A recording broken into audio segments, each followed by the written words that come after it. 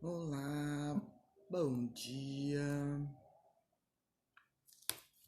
Sejam todos bem-vindos. Queria começar falando sobre as atividades da semana. Olá, Marina, que saudade! Tudo bem? Seja bem-vinda. Queria começar falando sobre as atividades da semana.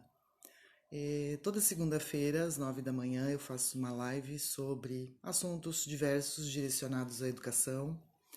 Olá, Roberto, seja bem-vindo. Eh, Também tem o grupo GAET, que é o grupo de apoio à escrita terapêutica, que funciona uma vez por mês, sempre na segunda quarta-feira do mês, com aula presencial via Zoom. E é um grupo de trabalho mesmo, de apoio à escrita, com aulas de gramática, com autoconhecimento, para destravar a escrita mesmo, né? Eu tenho o canal do Telegram também, é, que chama Escrita Acadêmica com a professora Esther Arnold. Quem quiser se inscrever no canal, seja bem-vindo. Também é um canal de comunicação em que eu posto algumas situações. Olá, Irene, seja bem-vinda. Maria Roquelene. A Samara também entrou, seja bem-vinda.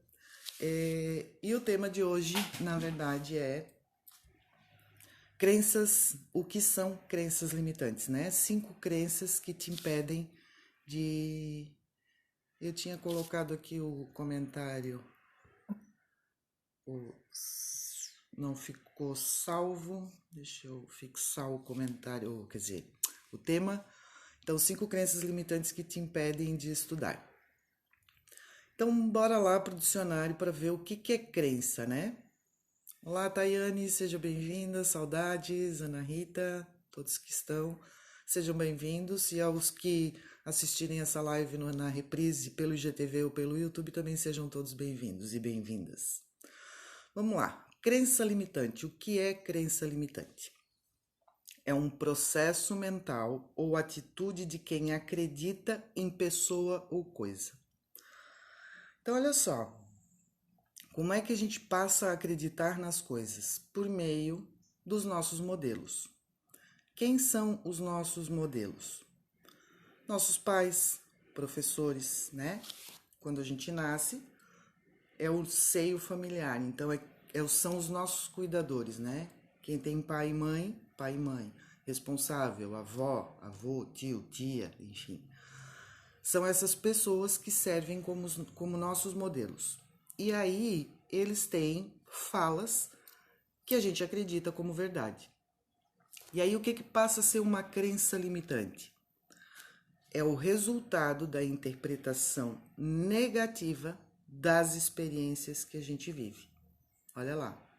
Crença limitante é o resultado de interpretações negativas das experiências que vivemos. Então, no momento que a gente identifica uma situação, né, com o nosso modelo, as nossas decisões sofrem influência dessa decisão, desse padrão instalado, impedindo que a gente modifique a nossa maneira de ser e agir no mundo, né?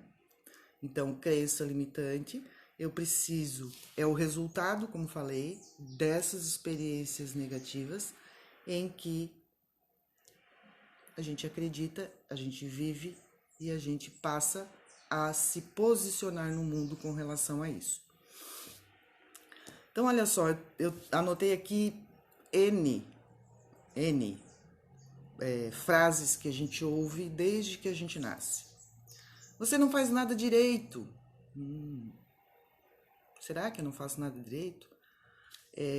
Geralmente as mães, né, principalmente para os pequenos, dizem: não faz isso, tá errado, tu tá fazendo tudo errado.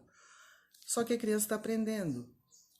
Até a gente, adulto, quando aprende alguma coisa, a gente acerta na primeira vez que faz. Então, não é que não se faz nada direito, a gente precisa aprender para poder fazer diferente, para poder fazer a coisa dita certa aos olhos do outro. Você é muito lento, não vai conseguir chegar no horário. Será que todas as pessoas são iguais? Né? Será que todas as pessoas funcionam da mesma forma? Se não estudar, não vai ser ninguém na vida. Será que eu gosto de estudar? Será que todas as pessoas gostam de estudar? Será que...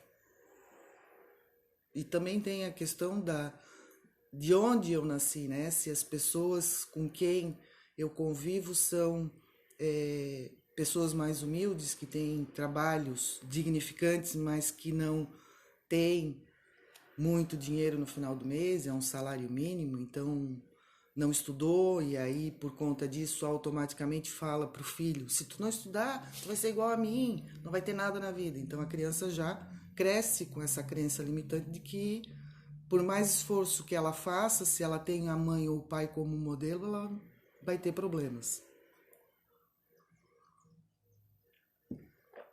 Essa aqui eu ouvia bastante quando eu era pequena. E me deu um medo da vida. Você não vai sair na rua agora, porque se sair, o homem do saco vai te pegar e vai te levar embora. Ou seja, eu tenho medo de dar um passo, de fazer alguma coisa, ou a insegurança implantada aí na mente das crianças, né? Essa insegurança de que se eu der um passo a mais fora de casa, o homem me leva embora. Claro, há 50 anos atrás era o homem do saco, hoje em dia é o rapto de crianças. É preciso cuidar, sim, mas é preciso também conversar, né? E não com medo, não impor medo, mas e sim colocar situações reais que acontecem, mas de uma forma mais branda, para que a criança tenha consciência, né? A base do medo não funciona. Uma outra frase, ó, rico não presta, é tudo farinha do mesmo saco. Rico não presta, então eu não posso ter dinheiro. E aí vem a compulsão por compra, né? Acabo não tendo dinheiro, gasto tudo, porque rico não presta, então eu não vou ser rico. É uma crença, isso tudo está no inconsciente das pessoas. Nós já vamos chegar nas crenças dos estudos. Eu estou citando algumas aqui para que a gente possa pensar que isso pode reverter, inclusive, nos estudos. Não tenho tempo para nada, né? Nossa, como eu via e ouço ainda de pais dizendo, eu não tenho tempo para nada, eu tenho que trabalhar, eu não posso fazer nada, eu não tenho tempo para ficar com meu filho. E aí o professor Alexandre, que faz o café com bizus, sempre diz, né? Ele entrou para aulas particulares para ter tempo para a família. Outra frase, não sou bom o suficiente, não sei tudo o que preciso, não consigo aprender isso. Todas essas frases que eu estou colocando aqui são frases que a gente ouve dos nossos modelos, daquelas pessoas que a gente ama, daquelas pessoas que a gente convive. E é importante a gente cuidar em falar essas frases, porque isso, de uma forma ou de outra, vai interferir na vida desse ser que está em crescimento e que vai se tornar um adulto daqui a pouco, né? Tudo precisa ser perfeito. Não consigo me organizar. Não sei como resolver esse problema. Às vezes a gente tem essa e várias vezes também me passou ter uma situação de, meu Deus, como é que eu vou resolver isso? Olha a diferença.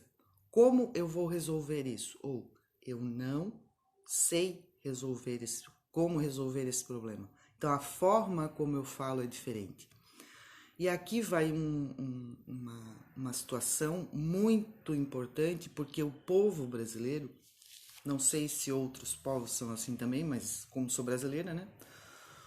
O povo brasileiro é um povo muito negativo na fala. Vocês já ouviram? O não é uma palavra que está no dia a dia das pessoas, do tipo, não queres um cafezinho? Eu estou oferecendo um café. Queres um café? Não queres um cafezinho?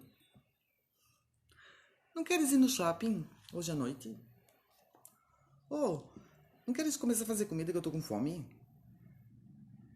Então, o nosso povo já é um povo negativo na fala. O não tá presente. A gente precisa cuidar. trazer essa negatividade para uma frase mais positiva, né? Então, essas frases que eu tô falando é cheias do não, e cheias de dúvidas, cheias de insegurança. Vai mais algumas aqui. Sou muito velho para isso. Não tenho mais idade para isso.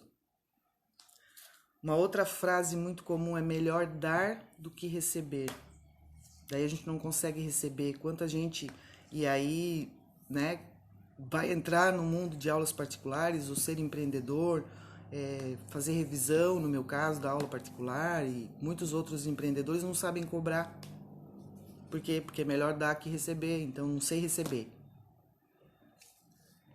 Né? É preciso a gente olhar isso. Sem trabalho duro não se consegue nada, então eu tenho que trabalhar com muito afinco para poder ter resultado. Será que trabalho duro, sem trabalho duro não se consegue nada? Talvez sem um trabalho contínuo, um trabalho que dê prazer, aí sim, né? E essa questão de sem trabalho duro não se consegue nada é muito louco, e aí vai uma reflexão que me ocorreu agora, que quando a gente sai do ensino médio e vai para uma faculdade, fazer uma faculdade, às vezes não, na maioria das vezes, 99% das vezes, as pessoas procuram a vaga de trabalho pelo que está no mercado. E isso aconteceu comigo, né? Olá, professora Kellen, seja bem-vinda. Olá, Débora, seja bem-vinda. O que acontece? Quando a gente termina o ensino médio, geralmente é a idade de 17, 18 anos, em que quando os pais não têm condições de bancar os estudos, enfim, e a vida está difícil para todo mundo, as pessoas acabam indo para o mercado de trabalho. E aí o que acontece? As pessoas olham as vagas que estão disponíveis. E aí, eu vou trabalhar como secretário, eu vou trabalhar como empacotador no supermercado, vou trabalhar de caixa. Mas será que olha para si, para saber o que gosta de fazer e aí procurar no mercado de trabalho a vaga que efetivamente tem a ver com as suas características? Então, isso também é uma crença limitante, muitas vezes, que eu tenho que trabalhar no que aparecer, porque meu pai e minha mãe precisam que eu trabalhe, então eu não posso esperar o tempo certo para uma vaga que eu mereça, porque eu gosto daquilo que eu faço, né? Então é preciso olhar para isso também, é uma crença limitante, tem que trabalhar. E aí é preciso olhar para isso. Quais são as minhas habilidades, quais são o meu comportamento para a vaga que eu tô pleiteando, né? Mas enfim, é preciso olhar para isso também. Estou destinado a essa vida e a ser desse jeito porque essa é a situação da minha família e por isso é a minha. Ou seja, resignação completa. Não tem jeito para isso, não é possível viver do que se ama. Olha lá. Será? E se a gente olhar para as pessoas que deram certo na vida, será que elas não fazem exatamente o que elas gostam de fazer? Porque quem faz alguma coisa que não gosta, será que dá certo? Fica na sobrevivência, talvez, né? Quando leio não entendo nada e por aí vai, né? Eu citei muitas aqui crenças limitantes para que vocês pudessem perceber que crença limitante é um modelo negativo que a gente tem, né? Dos familiares de quem nos rodeia. E nos estudos? A professora Kellen coloca: o problema de ser adolescente que escolher o que vai estudar na faculdade é a falta de maturidade e autoconhecimento. Então, e aí, respondendo a tua pergunta, Kellen, é isso que acontece, mas também é a falta de conhecimento sobre orientação vocacional, orientação profissional, orientação vocacional há muito tempo atrás, hoje em dia se usa orientação profissional, né? E a orientação profissional, ela faz esse movimento. E, claro, eu faço orientação profissional, já fiz várias, né? E algumas pessoas se já têm depoimento de que estão bem encaminhadas e estão fazendo o curso que gostam.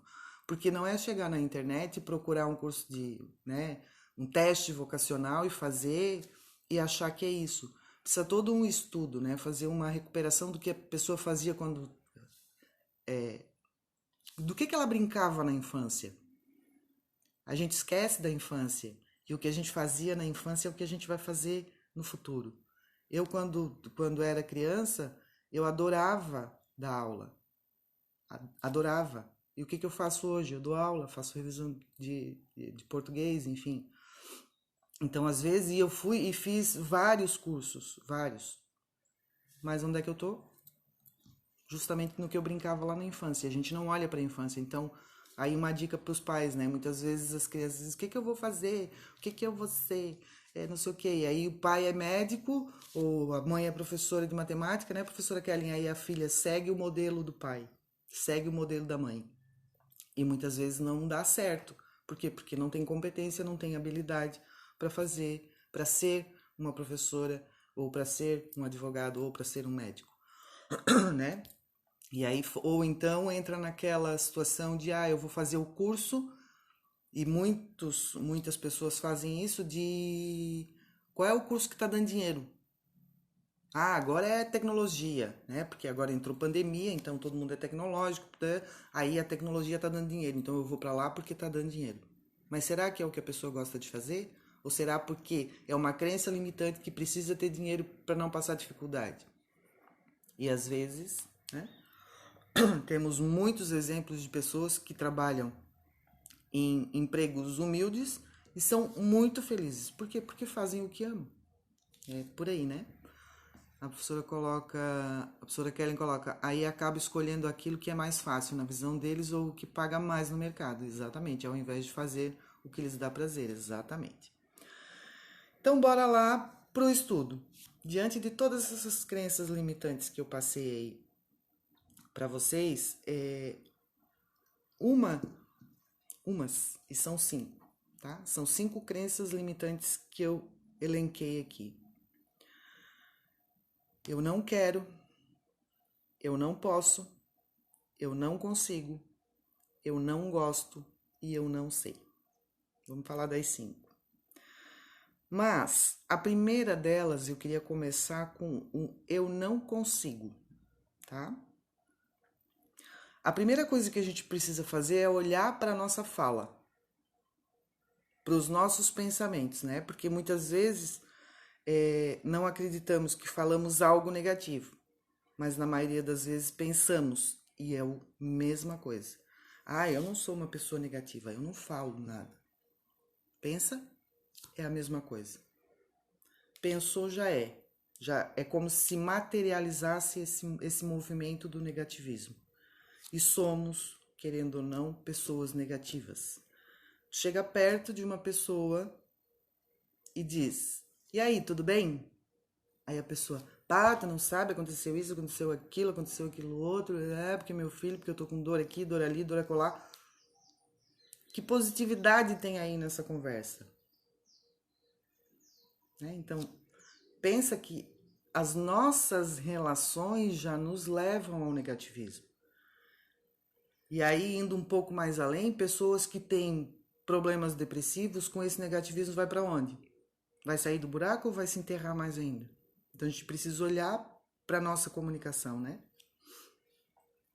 E aí o não consigo é uma crença limitante que eu sempre digo assim, quando a pessoa diz eu não consigo, por trás tem o eu não quero. E por que eu não quero? Porque é difícil? Eu não quero porque eu não sei. E aí entra, porque essas 5 crenças do estudo, né? O eu não quero, não posso, não consigo, não gosto e não sei, elas estão interligadas, né? O eu não consigo entender um conteúdo, eu não consigo fazer, eu não quero porque eu não gosto, porque eu não sei, porque eu não fui incentivada, porque é difícil. Mas olha só, o que é difícil? Tem alguma coisa fácil? Tem. Tem coisas fáceis. Mas da maneira como eu olho para o difícil, pensa comigo o seguinte: se eu tiver que transpor um muro de 3 metros, eu vou chegar na frente desse muro e dizer: é difícil, eu não vou conseguir. É difícil, eu não vou conseguir. Será que eu vou conseguir pular esse muro? Não. E se vier um cachorro, então eu tô ferrada, para não dizer coisa pior. Então o que eu preciso fazer? Primeiro modificar o difícil para o desafio. Porque quando é um desafio, é mais fácil de a gente conseguir achar uma solução. Então, o desafio te propõe a passar esse desafio, né? Olá, Bruna, seja bem-vinda, professor Fabiano. Então, bora lá pensar nessa questão do difícil e do desafio. Quando é difícil, congela. Agora, quando é um desafio, fica mais fácil. Pensa na gincana na escola, né? No colégio, quando a gente fazia gincana, eu adorava. Por quê? Porque era um desafio, então eu queria superar aquele desafio, eu queria fazer diferente. Agora, quando alguém dizia para mim é difícil, a gente não vai conseguir, a gente já esmorecia, já... Por quê? Porque é difícil, então se é difícil eu não vou conseguir. Aí percebe como está tudo intercalado? Eu não consigo porque é difícil. Aí é difícil porque eu não sei. E se eu não sei, eu não consigo achar uma solução para solucionar o problema. Então, todas essas crenças limitantes no estudo, elas acabam fazendo com que a gente congele, né? Por exemplo, eu não quero ser melhor do que ninguém. Ó, uma crença limitante. Por que eu não posso ser melhor do que ninguém? Aí entra a soberba, né? Ah, eu sou o melhor. Não, não é isso. Mas é acreditar que a gente não é melhor do que o outro. Somos iguais, sim, mas temos competências diferentes. Então, essa questão da comparação também acaba deixando a gente para baixo. Por que eu preciso me comparar com o outro que tem habilidades diferentes? Aí, ao invés de eu comparar a minha trajetória, o que eu fui ontem, o ano passado, o que eu já adquiri hoje, não, eu vou e me comparo com o outro que é diferente completamente de mim. Né? Ah, eu queria ser uma youtuber de sucesso. Aí assim, tá, aí eu vou lá e olho para Rafa Kalimann, né? BBB, 18 milhões de seguidores. Será que eu tenho a mesma pegada da Rafa? Será que eu tenho a mesma? Não tenho, então não posso comparar com ela. Eu posso comparar na minha trajetória, que eu comecei há 2 meses atrás fazendo café textual. No primeiro dia eu estava extremamente nervosa, hoje eu estou bem. Então eu preciso comparar a minha trajetória.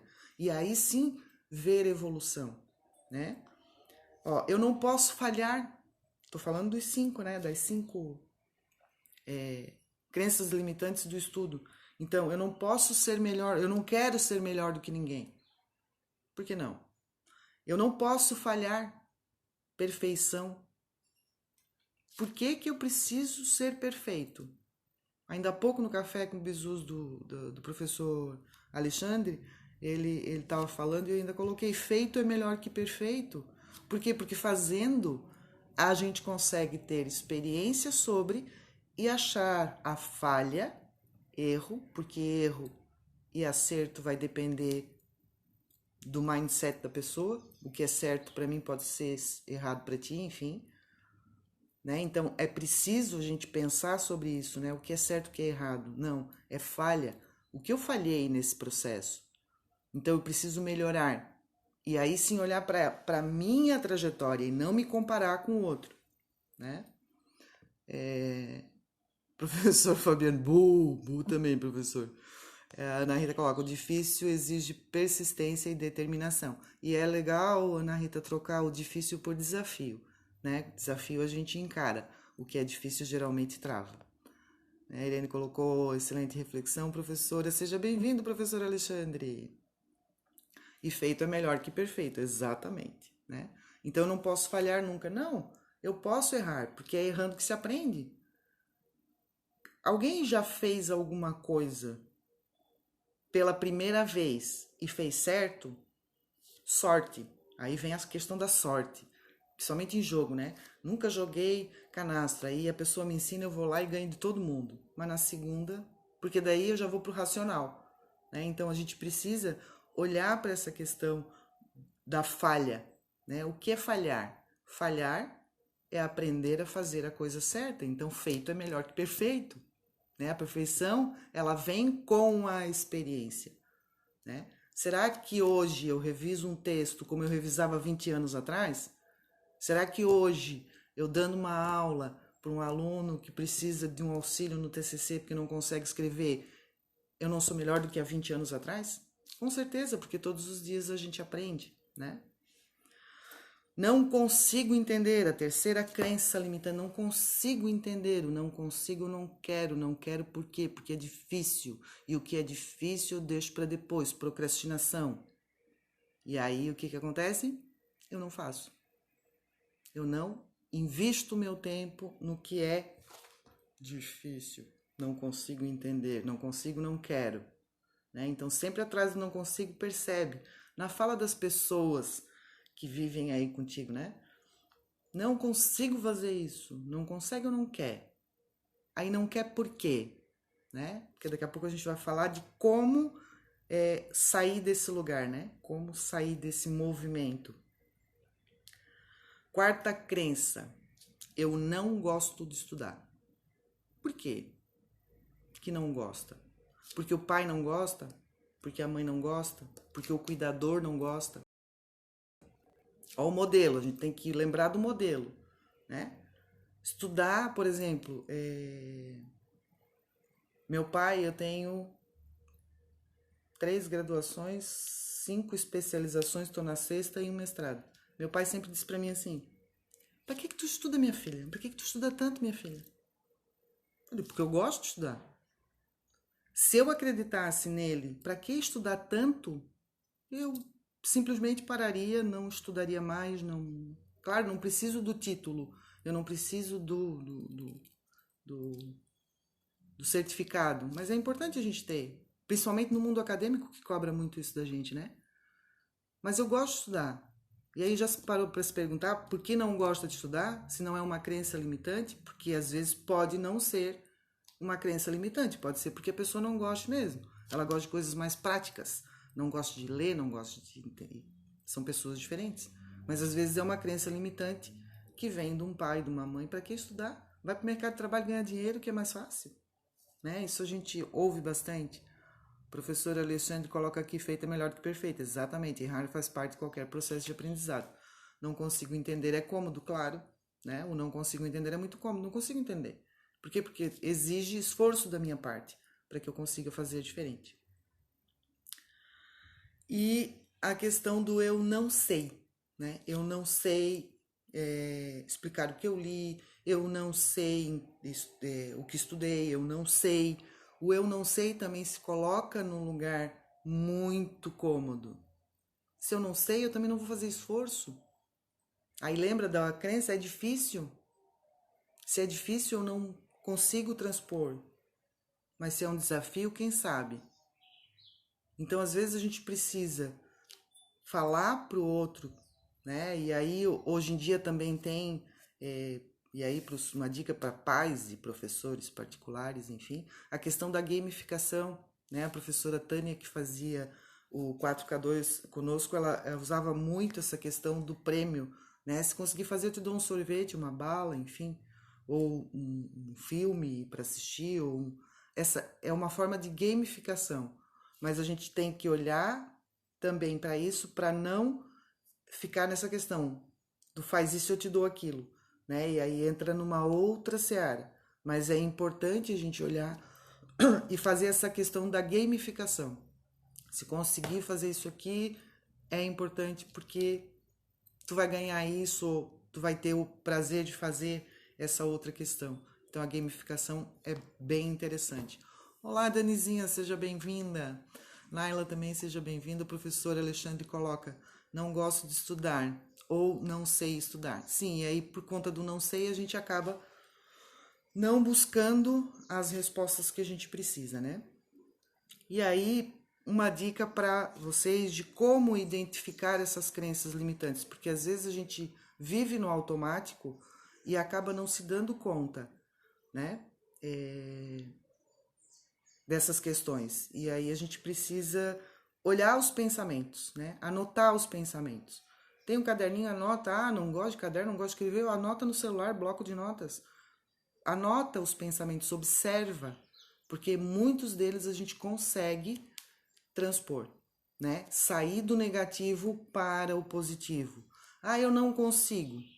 Eu vou tentar, né? O eu não consigo é complicado, então eu vou tentar. O eu não quero. Eu vou tentar da mesma forma, né? E aí a gente fica nessas crenças. Então, identifica os pensamentos. E aí é importante a gente encontrar esse antídoto, né? Então, por exemplo, uma crença limitante para eu não sei, quem sabe? Eu ainda estou aprendendo sobre isso. Né? Hoje eu estou melhor do que ontem, como eu falei ainda há pouco. Então é preciso eu identificar minha crença limitante, olhar para esse pensamento aí, autoconhecimento, observar e tentar mudar. E quantas vezes a gente não expressa, mas pensa e dá no mesmo, né? Então eu preciso olhar, observar os pensamentos e o que sai e tentar mudar para o positivo. E aí quando a gente começa a fazer esse movimento, a gente começa a defender a nossa energia das pessoas que são negativas. Então quando a gente começa a observar o nosso pensamento e observar quem está em volta, a gente vai perceber que tem muita gente negativa do nosso lado e que nos levam para baixo. E aí a gente precisa fazer diferente e ir para cima, né? E as pessoas, quando tu te cala muitas vezes e olha para a pessoa e a pessoa está sendo negativa, está sendo para baixo, a gente precisa pensar, eu penso assim também. Então, aí a gente muda a nossa maneira de pensar, muda o nosso comportamento. Aí, ao invés de brigar com o dizer, para de falar nesse tipo de coisa, eu não gosto de ouvir, muda o assunto. Poxa, quem sabe, olha só, vamos olhar para o céu azul lá fora? Aí a pessoa vai dizer, o que houve? Claro, dei um exemplo, né, ridículo aqui, no sentido de mudar o tom da conversa. E aí você vai perceber o que pode fazer para tirar a pessoa do negativismo, porque muitas vezes ela está lá e ela nem se dá conta. Então é preciso a gente olhar para isso também. Se a gente não entra no movimento do negativismo o tempo inteiro, reclamação o tempo todo, né? Porque a reclamação é uma forma negativa, então a gente precisa olhar para isso também. E aí a gente consegue defender nossa energia. E aí, nesse processo, as pessoas vai acabar um momento que as pessoas vão dizer, tá mudado, né? O que aconteceu? Por quê? Porque a gente consegue fazer diferente. E vou dizer para vocês, é um desafio. É difícil? Não é difícil, é um desafio, porque as pessoas estão acostumadas a ficar nesse negativismo. E aí olha para trás, né, para os pensamentos que você tinha na infância, o que disseram, que hoje você acredita como verdade que não deveria ser, né? Então é importante olhar para isso, para esses pensamentos, para esse movimento, e a gente precisa ser um eterno aprendiz nessa questão da positividade, né? O autoconhecimento leva a que as pessoas sejam pessoas melhores todos os dias. E o professor Alexandre coloca, né? Trabalho de formiguinha, com certeza é um trabalho de formiguinha. Valéria, seja bem-vinda. O professor Fabiano coloca top. Quer ver em sala de professor, né? Quanta reclamação, né, professor Fabiano? Muitas vezes entrei na sala dos professores onde trabalhava e é uma reclamação de aluno. Para que reclamar? Aí vai para o outro lado. O que eu posso fazer para ajudar? Minimamente. Né? O pensamento positivo sempre. Né, professor Alexandre? Esse é o ponto fundamental. E o Elite 4K2 é exatamente isso, é levar a positividade, porque a gente não caia no dia a dia, porque o dia a dia nos leva para baixo. Você liga a televisão, tem que passar como é que se diz? Um guardanapo embaixo, porque escorre sangue. Então, quer dizer, a gente está repleto de negatividade. Viver na positividade nesse mundo é difícil, porque as pessoas são negativas. Então é preciso a gente começar no nosso núcleo a fazer diferente, a mostrar minimamente com educação, óbvio, com clareza, o movimento. Porque o que a gente faz quando a gente está vivendo com pessoas negativas é a raiva. Para de fazer isso, que eu não aguento mais. Vai resolver? Não vai resolver. Quem sabe conversando e mostrando para a pessoa que ela está pensando de forma equivocada, porque foi uma crença limitante.